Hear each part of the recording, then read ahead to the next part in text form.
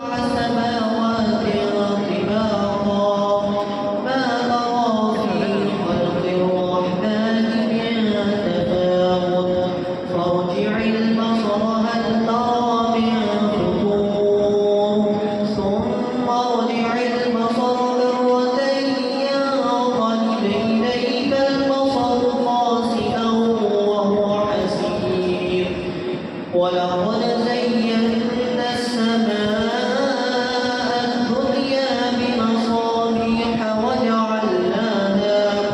وجعلناها رجوما للشياطين وأعتدنا لهم عذاب السعير وللذين كفروا بربهم عذاب جهنم وبئس المصير إذا ألقوا فيها سمعوا لها شهيقا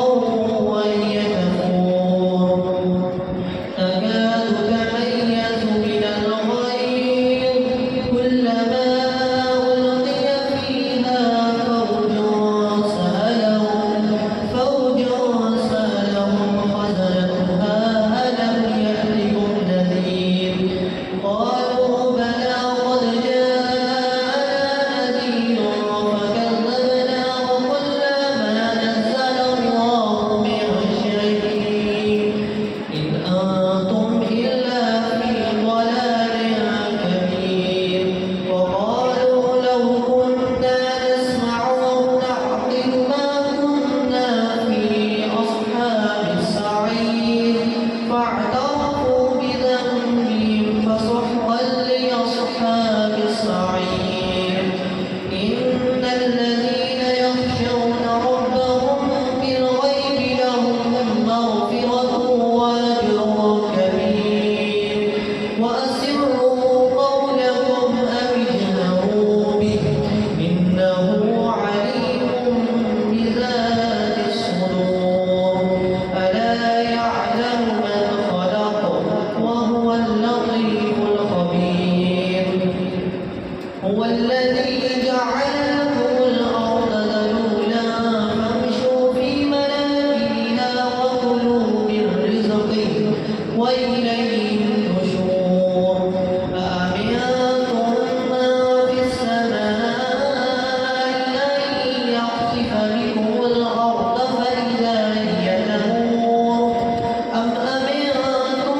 من في السماء أن يرسل عليكم حاصبا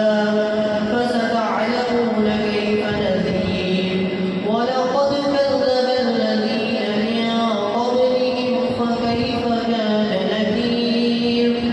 أولم يروا إلى الطير فوقهم صافات ويقبضن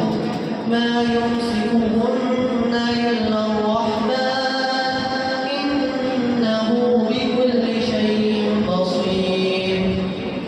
أمن هذا الذي هو جند لكم ينصركم من دون الرحمن إن الكافرون إلا في غرور أمن هذا الذي يرزقكم إن أمسك رزقه بل لجوا في عتو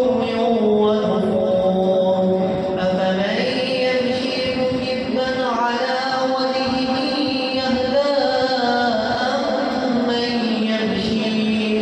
أمن يمشي سويا على صراط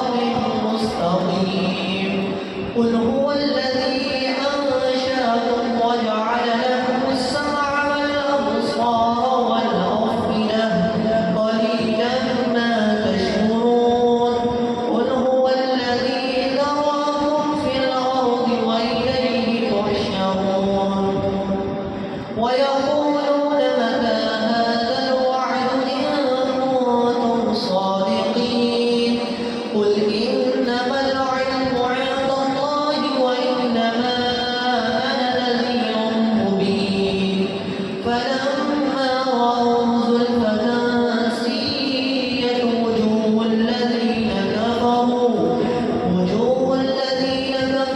وقيل هذا الذي كنتم به تدعون قل